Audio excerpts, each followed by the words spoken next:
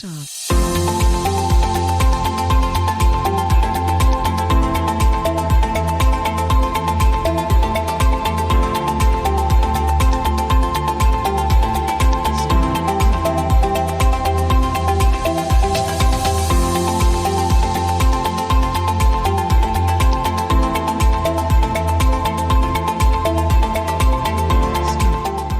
Merci de m'accueillir. C'est toujours un plaisir pour moi de revenir dans mon école. Ça m'arrive un peu plus souvent depuis 3 ans, depuis on m'a demandé de participer, enfin de présider le conseil de surveillance de l'école. Alors je ne suis pas un spécialiste de la ville, je ne suis pas un urbaniste, je ne suis pas un architecte, je n'ai pas suivi votre enseignement et je suis beaucoup moins calé que vous. Pourquoi est-ce que j'ai écrit, je ne suis pas écrivain, pourquoi est-ce que j'ai écrit ce livre? Je suis industriel, voilà, et j'ai beaucoup voyagé. Alors, industriel dans une société qui fabrique des matériaux qui sont utilisés pour construire des bâtiments. Donc, du coup, là, il y a un peu un lien à la ville. En fait, il y a 2 raisons pour lesquelles j'ai écrit ce livre. Une raison qui est un peu un fil conducteur important pour moi depuis 10-15 ans, qui est le sujet du réchauffement climatique. Et puis, il y a un phénomène, il y a un facteur déclenchant de court terme qui est la crise sanitaire. Donc la raison qui est un peu un fil conducteur de mes réflexions, c'est le sujet du réchauffement climatique sur lequel j'ai positionné Saint-Gobain depuis maintenant une quinzaine d'années, sachant qu'on est un acteur important de la rénovation énergétique. Et il se trouve qu'il y a 6-7 ans, j'ai écrit un livre déjà sur ce sujet du rôle des entreprises dans la lutte contre le changement climatique, qui est aujourd'hui un peu une banalité, tout ce que j'ai fait, mais qui à l'époque n'était pas tellement. C'était le moment de la COP 21, et c'était la première fois que, j'allais dire, dans les organisations internationales, à l'appel du secrétaire général de l'ONU, Ban Ki-moon, on avait invité les villes et les entreprises. Déjà, en plus des gouvernements, en disant que c'était des acteurs importants de ce sujet. Et il se trouve qu'à l'époque, je présidais un peu ce qui est le think tank des grandes entreprises françaises sur les sujets de développement durable, qui s'appelle Entreprises pour l'environnement, et que, à ce titre, puisque les entreprises étaient invitées à dire ce qu'elles pensaient et à montrer ce qu'elles pouvaient faire, au moment de la COP, et que la COP se passait à Paris, j'avais un peu organisé ce qui avait été un des premiers Business Climate Summit. Maintenant tout ça, il y en a eu beaucoup, tout ça, mais à l'époque c'était un peu nouveau. Et en fait, pour expliquer, et donc j'ai voulu rendre compte de ça dans un petit livre, parce que je trouvais que l'expérience était intéressante, et que j'ai appelé Notre combat pour le climat, et pour montrer en gros que les entreprises qui avaient été historiquement considérées comme le problème, eh bien dans beaucoup de cas, elles étaient la solution. Et Saint-Gobain est particulièrement illustratif de ça, puisqu'on a à la fois un émetteur significatif, et on ne pourra jamais faire du verre sans... alors, j'espère en émettant plus, mais en ne consommant pas d'énergie, donc en chauffant le sable. Et à l'inverse, une fois que nos matériaux sont utilisés, ils sont un élément très très important de la réduction des émissions dans les bâtiments, sachant que c'est dans les bâtiments qu'au niveau mondial, il y a plus du tiers des émissions de gaz à effet de serre. Donc on voit bien que c'était un sujet central, et j'avais voulu montrer ça. Bon, et donc je cherchais à actualiser ce sujet, parce qu'au bout de quelques années, et en fait, en réfléchissant, eh bien, 70% des émissions de CO2 dans le monde, elles viennent des villes. C'est 2% de la surface de la Terre, et c'est 70% des émissions. Et donc je me suis dit, il faut s'attaquer, comment on réduit les émissions de CO2 dans les villes. Ça, c'est la première élément à l'origine de ma prose. Le deuxième élément, c'est que, comme un certain nombre, j'étais, pendant le premier confinement, j'avais un peu plus de temps, je voyageais plus, alors qu'avant je passais mon temps dans les avions, donc j'avais un peu de temps. Et on voyait bien, le confinement, il a révélé toute une série de choses. Et il a été un accélérateur d'une prise de conscience de toute une série de choses. Hein. Que la ville qui était en train de devenir un facteur extrêmement anxiogène. On voit bien que plus on est nombreux et plus les chances de contamination sont importantes. Donc la ville était un facteur de contamination, était anxiogène, que la ville était un facteur d'inégalité. On a très bien vu pendant toute cette période les inégalités en fonction de là où on était, du type de logement qu'on avait, donc on avait un peu de verdure ou qu'on n'en avait pas, selon qu'on était à la ville ou pas à la ville à ce moment-là. On a vu le lien entre la santé, l'environnement et la planète est apparu, qui était très très fort. C'est pas un hasard si tous les plans de relance partout dans le monde qui ont été faits juste après cette pandémie, ils étaient très verts. L'opinion publique a massivement shifté, poussé d'ailleurs en partie par les jeunes qui jouent un rôle extrêmement important dans ce domaine, sur ces sujets du climat, et donc l'association avec la ville a été faite. Donc en fait, donc la ville est devenue alors c'est quelque chose qui existait avant, mais est devenue beaucoup plus aussi le problème et un facteur de difficultés dans le monde, à la fois sur le plan climatique, sur le plan des inégalités et sur le plan sanitaire. Et donc c'est ça qui m'a conduit à me dire, est-ce que la ville, elle a un avenir ? Beaucoup de gens parlent d'aller habiter à la campagne. Est-ce que la ville a un avenir ? Est-ce que le mouvement important d'urbanisation massif qui a eu lieu depuis déjà un certain nombre d'années va se poursuivre ou pas ? Et qu'est-ce qu'il faut faire pour que de lieux anxiogène, la ville redevienne désirable, si on doit y rester. Et parce que ma réponse, elle est très claire, c'est que non, le mouvement d'urbanisation ne va pas s'arrêter. Il y a à peu près 50% des gens qui habitent en ville dans le monde aujourd'hui. Il y en aura plus de 70%, plus de 6,5 milliards et je ne vois pas que ça va changer. Donc on a un impératif important qui est quelque part de réenchanter la ville, de repenser la ville. Et donc c'est ça que c'est à ce sujet que j'ai essayé de réfléchir. Alors, je vous ai dit que j'avais beaucoup voyagé, donc j'ai aussi, dans mon métier d'industriel, j'ai vu beaucoup de villes, et j'ai vu beaucoup de villes évoluer au cours des 30 dernières années. J'ai vu se construire une bonne partie de Shanghai. Parce que je vais en Chine et je vais à Shanghai, j'allais jusqu'à il y a 1 an, 2 ans à Shanghai 2 fois par an depuis 20 ans. Et quand je me souviens, les premières fois où j'étais à Shanghai, le quartier de Pudong, qui est aujourd'hui un des quartiers les plus modernes du monde, n'existait pas. Il y avait juste des champs et la tour de télécom qui y est toujours, mais qui est maintenant une petite tour au milieu de l'ensemble du quartier de Pudong. Donc j'ai vu des villes changer, voilà. Et donc j'ai vu, et donc c'est ça mes 2 angles, le fait d'être industriel qui fait des matériaux pour le bâtiment, qui m'a et le fait d'avoir voyagé qui sont mes angles. Mais je ne suis pas un spécialiste de la ville. Alors, comment est-ce qu'on peut essayer de repenser la ville ? Alors, on va peut-être en parler. Moi, j'adore l'histoire. Et donc, je commençais par rechercher comment la ville avait pris naissance. Et j'ai fait une rapide histoire de la ville où on voit bien que la ville, elle a démarré, il y a eu un désir de ville. En fait, la ville, elle a commencé quand les gens, les humains avaient un peu de temps pour faire autre chose que de chercher dans la journée de quoi manger le soir. C'est ça qui a permis l'éclosion de la ville. Et donc c'est du coup le désir d'être ensemble, de pouvoir avoir du temps de faire autre chose, un désir de richesse, hein, un désir de liberté, un désir de beauté, un désir de...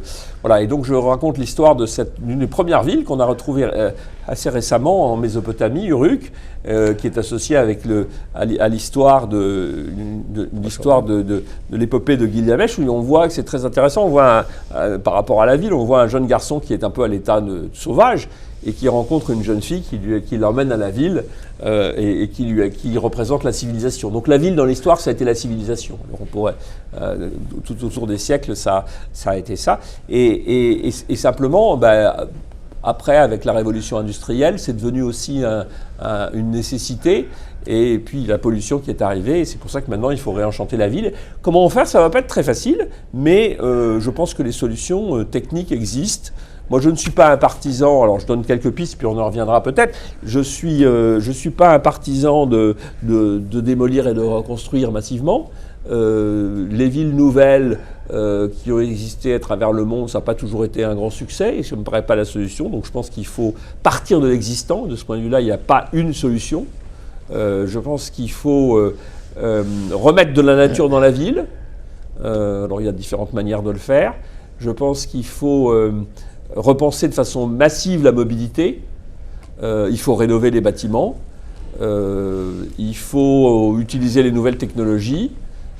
Et il faut repenser aussi les sujets de mixité sociale, qui sont probablement les plus importants et les plus difficiles.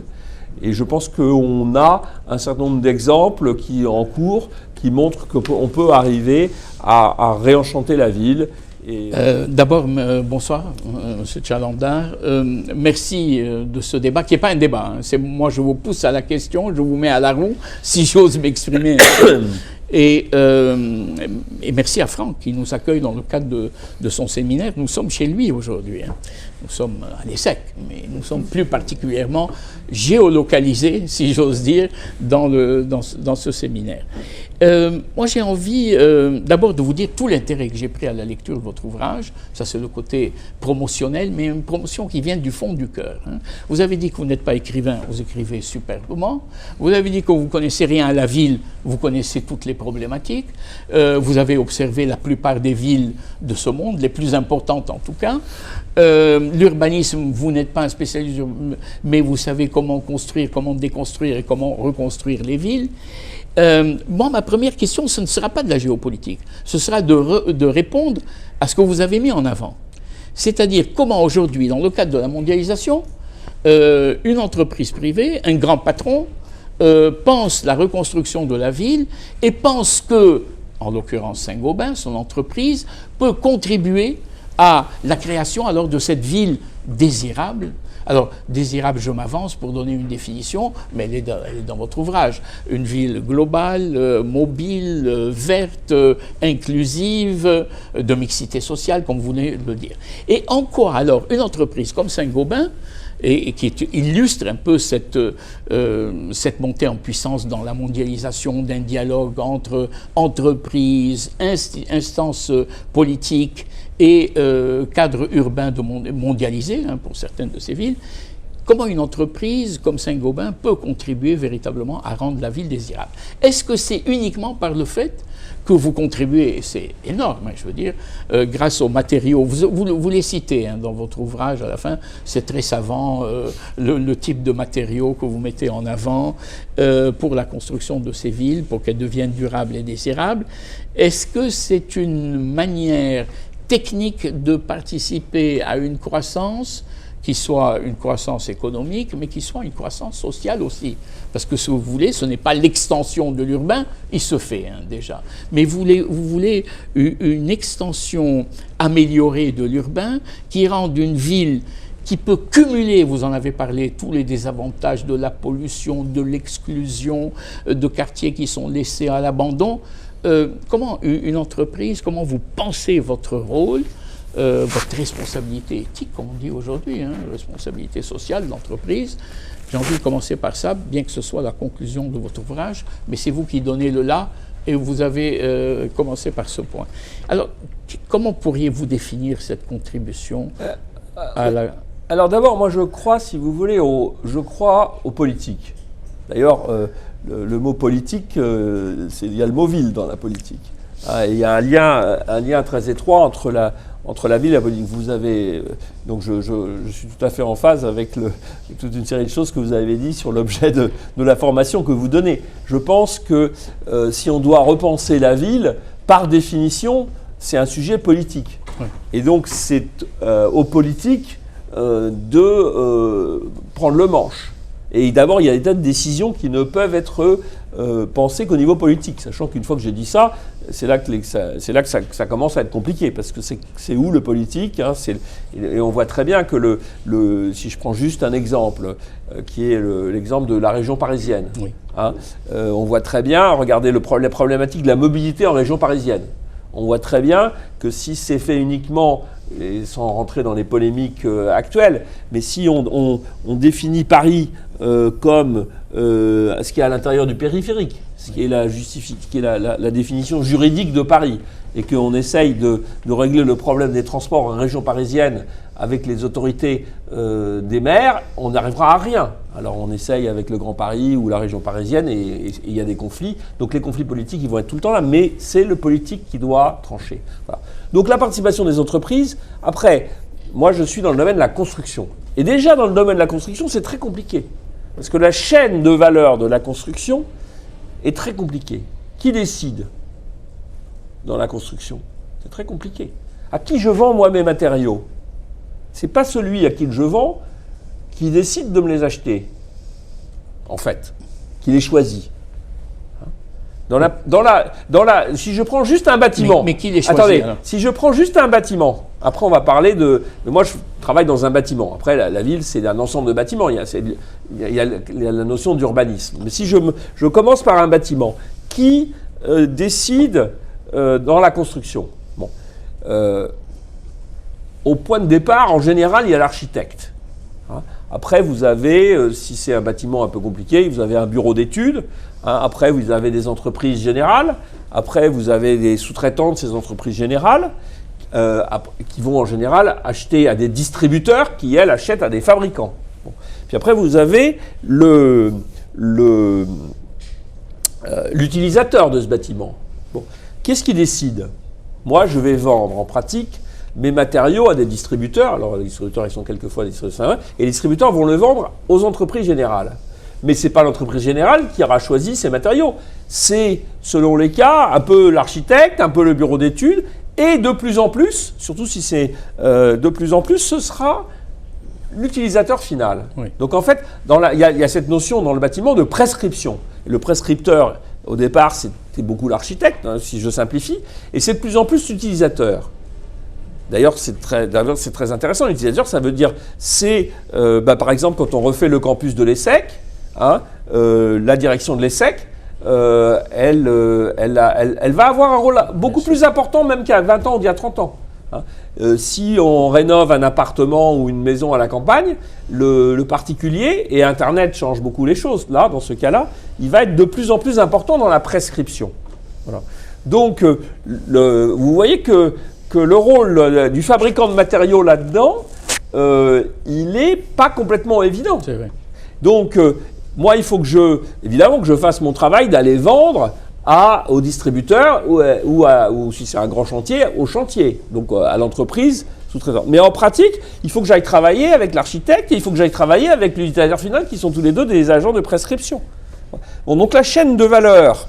J'ai oublié le rôle du promoteur, enfin, j'ai simplifié. Donc tout ça est encore beaucoup plus compliqué et très différent d'un pays à l'autre. Parce qu'il y a des raisons juridiques qui font que les différentes professions qui interviennent sont segmentées de façon différente selon les pays. Donc c'est une chaîne très complexe. Quel est le rôle des entreprises là-dedans?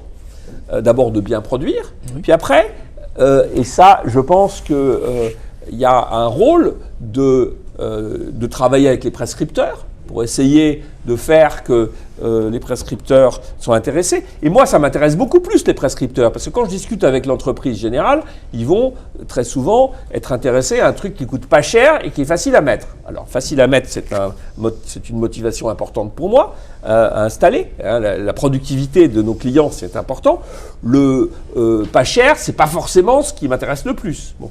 Si je discute avec l'architecte ou ce que je discute avec l'utilisateur final, il ne va pas s'intéresser au matériau en lui-même, il va s'intéresser aux propriétés du matériau, donc il va s'intéresser au confort.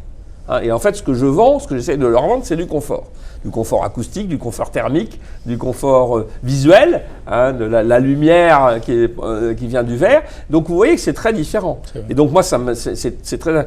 J'ai fait un long détour, mais pour vous dire que le rôle d'une entreprise dans la ville, et je pense que c'est vrai pour moi, mais c'est vrai pour beaucoup d'entreprises, il est un petit rôle par rapport à plein d'acteurs. C'est d'ailleurs ce qui fait tout l'intérêt de l'enseignement de votre recherche, c'est qu'il y a plein d'acteurs qu'il faut arriver à ce qu'ils travaillent, à voir comment on peut faire influencer. Donc moi, je vais avoir un rôle vis-à-vis des acteurs que j'ai cités, de spécification ou de prescription, hein, et puis...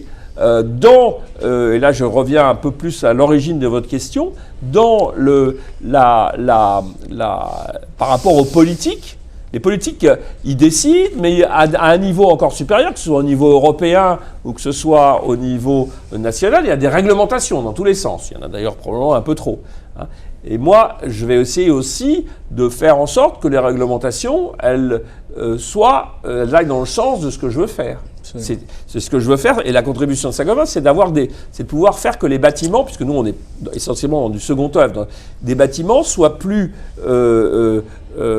confortables, et quand je dis confortable, c'est confortable sur le plan thermique. Je préfère ça à dire qu'il y a moins d'économie d'énergie, mais en général il y a les deux, puisque quand ça va avec. Donc, et on constate et donc là, on a un rôle important dans les différents pays au niveau européen d'essayer d'expliquer quels sont les meilleurs outils publics pour faire avancer ces sujets. Et c'est souvent de la réglementation, mais ça peut être aussi des aides, des incentives. Bon, j'ai participé, j'ai beaucoup travaillé avec Emmanuel Vargon il y a 2 ans sur le plan de rénovation énergétique français. Donc voilà, j'interviens à travers ça en essayant de faire passer des idées. J'essaye de faire passer des idées en écrivant ce livre.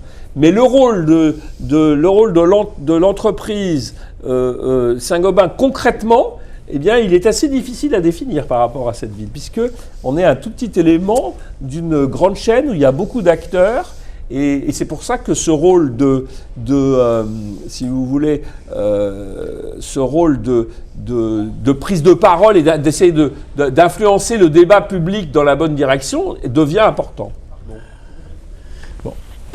Pierre-André Chalandard, moi j'ai envie de vous entraîner du côté de la géopolitique. Bien. Le livre n'est pas centré sur la géopolitique, mais il y a beaucoup d'aspects qui sont traités, notamment par la montée en puissance de ce que je vais appeler des villes-mondes. Il y a de plus en plus de villes. Alors, est-ce qu'on peut le rattacher à l'hypertrophie urbaine, accélérée par la mondialisation? Il y a des villes aujourd'hui, qui jouent un rôle de ville capitale mondiale. Paris, capitale de la mode, Rome, capitale des arts. On voit des villes se développer aussi par l'attraction internationale. Je pense à 2 villes qu'on pourrait opposer, mais je ne sais pas si vous êtes d'accord. Singapour, qui est entraîné par une logique de commerce international et une ville-État. Une ville-État.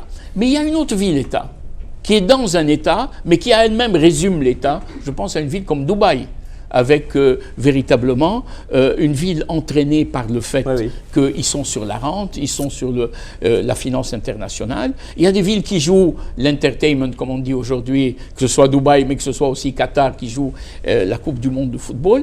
Mais on peut comparer un ensemble de villes qui sont en train de manger la ville et de manger le pays. Parfois, c'est des raccourcis à des pays et on a véritablement une montée en puissance de ces villes. Jadis, on disait que c'était de la coopération décentralisée, hein, ou de la diplomatie urbaine. Et elle commence à exister, cette diplomatie urbaine. C'est-à-dire les villes engagent des contrats, des contacts avec d'autres villes du monde et contournent d'une certaine manière l'État.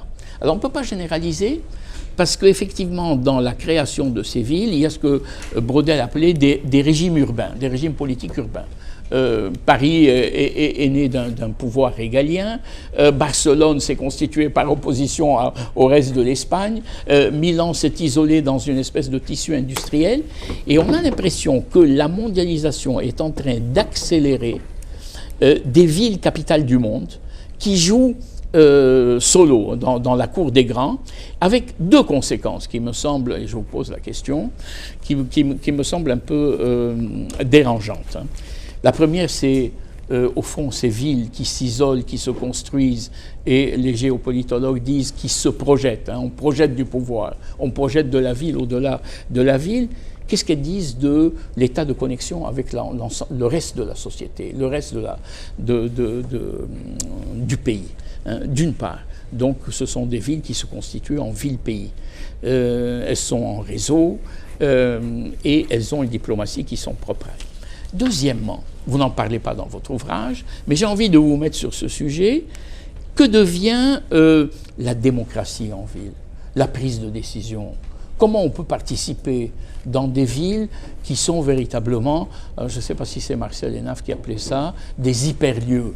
Il y a des hyperlieux, je ne sais pas moi si vous allez la gare centrale de Tokyo, on est envahi par un lieu qui a poussé et qui constitue véritablement une ville dans la ville.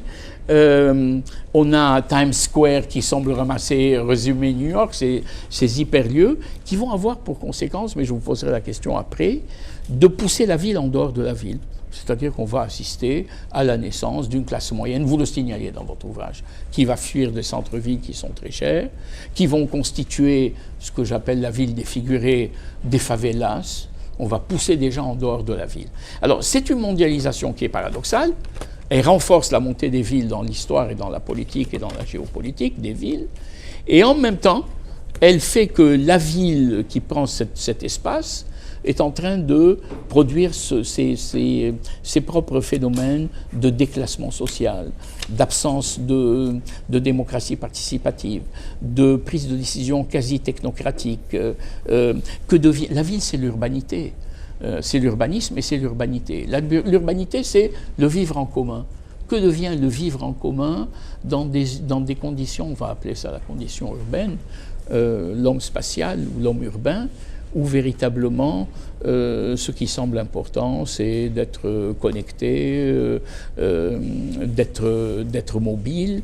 Et j'ai l'impression qu'on oublie le politique. Il y a une espèce d'oblitération du politique, et j'entends par politique la police grecque. Hein.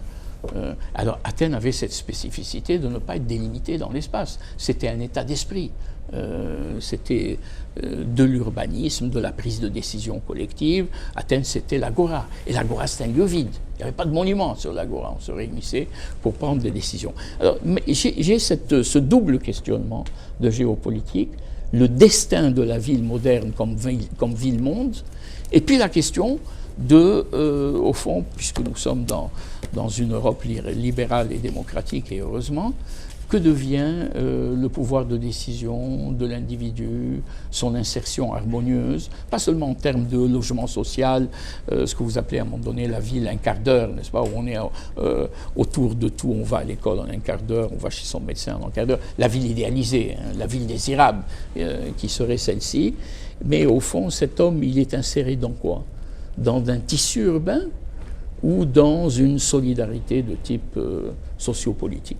Voilà. Mes deux questions, deux versants, une projetée vers le monde et l'autre centrée sur l'URPS. Alors, c'est deux questions très différentes. Oui, absolument. Alors, si je prends la première, il y a cette tension dans l'histoire entre la ville et l'État. Hein, si vous prenez l'histoire de la France, la relation entre Paris et l'État français a toujours été... Paris, la ville, c'est la liberté. Et c'était aussi la liberté par rapport au pouvoir royal, quand vous regardez l'histoire de Paris. Hein. Les prévôts des marchands et la Révolution se fait dans les grandes villes. C'est vrai. Donc, dans l'histoire, la ville a toujours recherché une certaine autonomie par rapport au pouvoir royal. Hein. Donc, cette tension, elle a souvent existé. Bon. Si je regarde ce que je vois aujourd'hui, je pense qu'il y a deux choses assez différentes. Je pense que Dubaï est Singapour, pour moi, c'est plutôt deux exceptions. Ça n'a rien à voir avec Paris. Dubaï et Singapour, c'est des villes-États. Bon. Si vous prenez Paris ou Londres, j'ai tendance à penser que ces deux villes, elles jouent, si je prends juste ces deux-là, et je ne les prends pas complètement au hasard, elles jouent un rôle très très important dans l'affirmation de leur pays au niveau mondial. Je rajouterai une caractéristique à Paris, par exemple, c'est la capitale de la francophonie. Hein, comme on peut dire, alors Londres c'est plus compliqué, mais enfin c'est une... Commonwealth. Oui, voilà, mais sur l'anglais c'est un petit peu différent. Mais Paris, il y a ça aussi. Hein. Et comme il y a plus d'anglais, et du coup, il y a un concentré qui se joue à faire et qui est très important pour l'image du pays. L'image des pays se voit de plus en plus à travers leur capitale. On le voit et de ce point de vue-là, l'État français ne peut pas se désintéresser et ne se désintéresse pas. C'est pour ça que l'autonomie de Paris, elle sera toujours très relative. Hein. Et on voit toujours cette dialectique, elle est différente dans ces termes de la dialectique qui existait au Moyen-Âge ou même jusqu'au XVIIe ou XVIIIe siècle, mais elle existe encore, cette dialectique. Moi, je pense que ça ne résume pas la ville, c'est le sujet des villes capitales, plus que de la ville en général. Et la ville capitale, en tout cas pour les pays qui jouent un rôle au niveau mondial, elles font partie un peu de ce que l'on peut appeler le village planétaire, oui. Et c'est très à part. Et donc il ne faut pas trop raisonner la ville à partir de ces hyper-lieux, hein, pour employer votre... Donc ça existe, mais je ne suis pas sûr que ça résume la problématique de la ville. Je pense que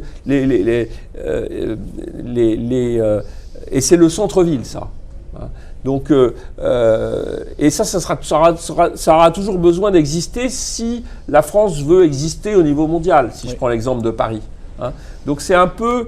à mon avis, il ne faut pas résumer la problématique de la ville à ce sujet qui est très important, mais qui est différent. Et qui par rapport à mes sujets, sera toujours assez compliqué. Parce que, à partir du moment où vous avez une concentration dans un lieu qui sera petit, vous avez forcément des phénomènes d'exclusion, dont vous avez parlé, vous avez forcément ces phénomènes de concentration. Mais je pense qu'il faut que ça soit une petite partie, la plus petite partie possible de ces grandes villes dans leur statut mondial. C'est un peu comme ça que je le vois. Alors le deuxième sujet, il est par contre assez différent. Et là, il faut, j'allais dire, en faisant abstraction de ce village planétaire, hein, qui finalement est tout petit, je pense que c'est une des grosses difficultés. Vous l'avez abordé en abordant un peu le sujet des entreprises par rapport au rôle du politique. Mais c'est comment, à l'intérieur du sujet du politique, comment est-ce qu'on va prendre les décisions pour refaire la ville bien. Bon. Si on prend l'histoire, moi j'aime bien l'histoire, je vais dire quelque chose de peut-être un peu choquant, mais les dictatures c'est mieux. Hein, quand on a fait le parc Monceau, tous les jardins de Paris, le baron Haussmann, il ne s'embarrassait pas tellement de savoir ce qui arrivait aux gens qu'on déplaçait. C'est comme ça qu'on fait les villes en Chine aujourd'hui. Oui. Hein, bon, quand vous voyez le temps qu'il faut pour essayer de dessiner une station de métro dans le Grand Paris, on n'en est pas là. C'est peut-être bien, c'est même de mon point de vue bien, mais repenser la ville dans un processus démocratique, c'est devenu extrêmement compliqué dans la grande majorité des villes.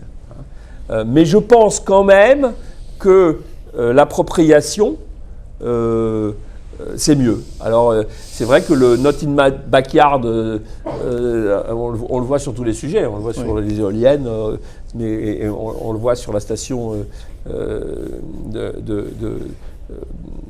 métro ou l'équipement qu'on n'a pas envie de voir à côté de ses toits, mais qu'on ne veut pas voir trop loin. C'est un sujet extrêmement difficile. C'est probablement le sujet le plus difficile pour repenser la ville.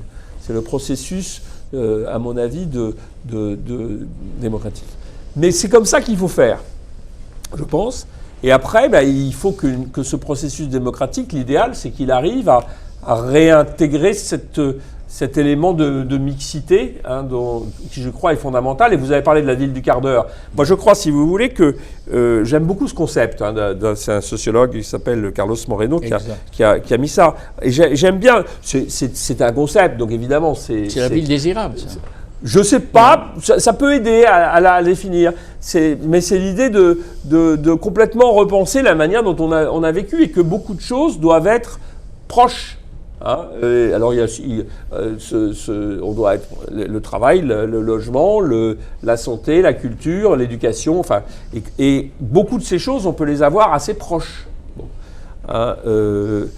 Mais il faut le concevoir dès le début. C'est le contraire de la manière, je m'excuse de dire ça en étant à Cergy, puis Cergy a bien changé, mais c'est le contraire de la manière dont le général de Gaulle avait conçu ces villes nouvelles, avec le RER, et on était censé avoir une partie seulement, et aller chercher le reste ailleurs. C'est le contraire de la ville du quart d'heure. Mais je pense que l'impératif de réduction des émissions de CO2, et notamment de changer la mobilité, et de repenser... Regardez quand même un autre truc.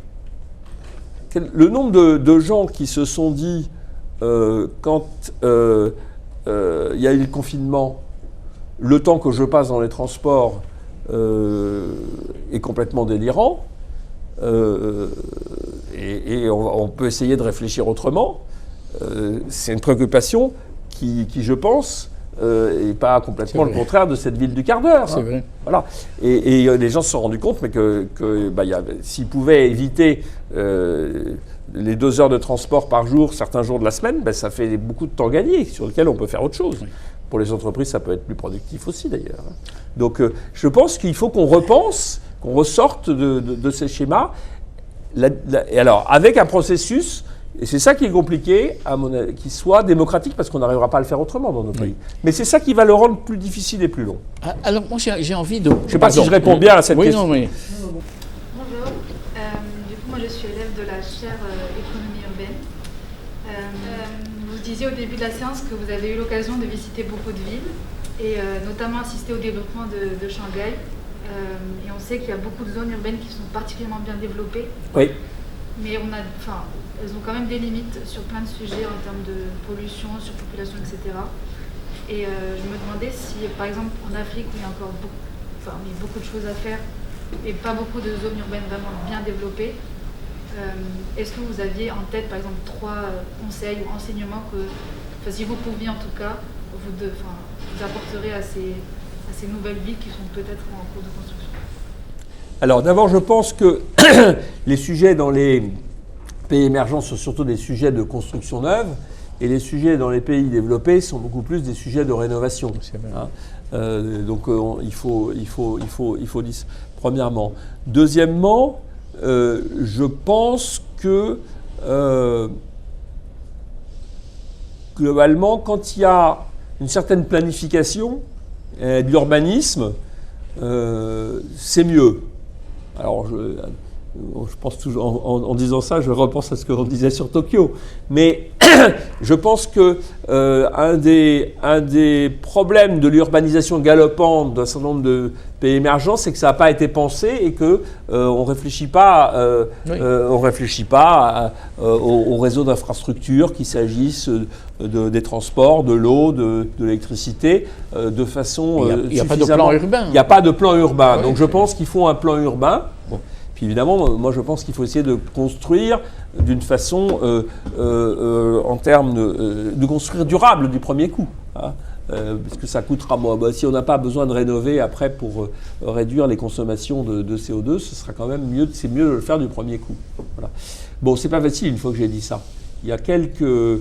Je pense que les Chinois ont relativement pas trop mal fait dans ce domaine, même si en termes de normes de consommation énergétique, ils n'ont pas été parfaits, mais globalement, ça a été relativement plus pensé que dans d'autres villes. Je pense que le gros sujet dans les 20 prochaines années, c'est l'Afrique. Oui. Donc, moi, je crois mon conseil, c'est qu'il faut de la planification urbaine. La ville modèle, c'est Singapour, de ce point de vue-là. À peu près dans tous les sujets, d'ailleurs. Absolument. Oui, bonjour, je suis Guérin, je suis du master spécialisé management immobilier. Moi, ma question, c'était concernant les nouvelles technologies. Oui. Vous disiez que les nouvelles technologies permettaient de lutter un petit peu contre le réchauffement climatique, de manière générale. Sauf que plus ça va, plus les technologies sont de plus en plus compliquées.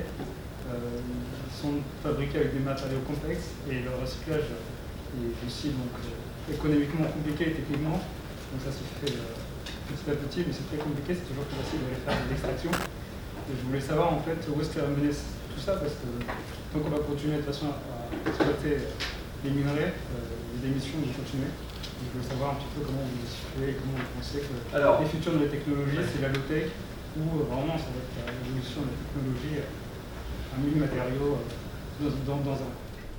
Alors par rapport à beaucoup de métiers, si vous voulez, quand je parle des technologies dans le monde du bâtiment, on n'est pas sur des trucs très high-tech. Hein, c'est pas les matériaux qu'il faut pour faire un téléphone portable. Hein. Donc ça c'est le premier point. Le deuxième point, c'est que nous dans Saint-Gobain, on a la chance que la majorité de nos matériaux de base soient recyclables à l'infini.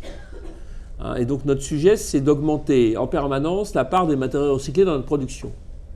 Et pour reprendre la question précédente sur l'économie circulaire, le gros sujet aujourd'hui, c'est qu'on n'arrive pas à trouver assez de matériaux recyclés. On pourrait en mettre beaucoup plus. Et donc il faut, parce que récupérer les matériaux dans le bâtiment, c'est pas très facile. Hein, donc il y a des lois en France, et il faut le regarder pays par pays, pour essayer de favoriser ça. Mais moi, je pourrais en mettre beaucoup plus aujourd'hui. Et donc j'en cherche, en fait. Hein. Donc là, il y a des choses qui doivent se développer. Donc je pense qu'on va être de plus en plus économe en ressources et que dans la mesure où on veut construire de façon durable, c'est un élément qui est pris en compte dans l'évolution des matériaux dont on aura besoin. Et donc c'est vrai mais on n'est pas dans des... moi, j'utilise pas des ressources très rares. Hein. Le gypse, le sable, c'est des choses... mais ceci étant, en tonnes, on utilise beaucoup. Et donc, le plus on peut recycler, le mieux c'est. Et quand je mets, si vous voulez, du verre usagé dans un four verrier, pour le refondre, j'ai besoin de beaucoup moins d'énergie que si je mets du sable. Donc du coup, le recyclage est aussi, et l'économie circulaire, est un des moyens d'améliorer l'empreinte environnementale et la réduction des émissions de CO2. Donc tout ça est assez vertueux. C'est la ville frugale. Hein, vers laquelle... Voilà, exactement. Bon, et puis on réfléchit sur des matériaux. Vous savez, là, actuellement, on travaille sur la terre crue. Hein, donc ce n'est pas des matériaux qui a des propriétés qui existaient, qu'on a eu dans plein de pays, hein, notamment en Afrique, qu'on est en train de réintroduire.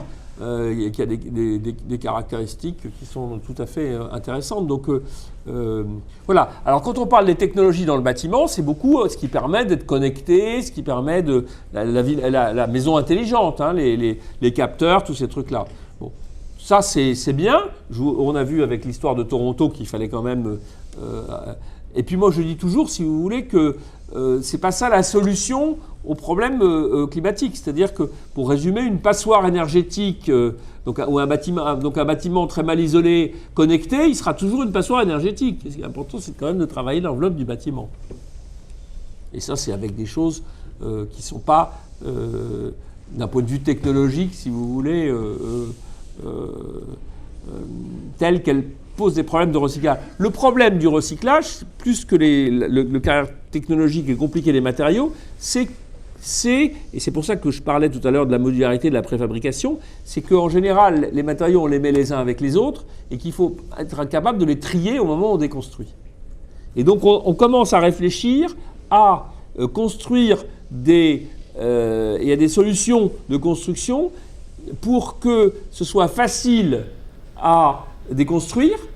Et dans nos centres de R&D, on réfléchit à ça. On est très actifs là-dessus, pour que, in fine, le bâtiment soit une banque de matériaux pour le futur. C'est plutôt dans cette direction qu'on travaille en ce moment.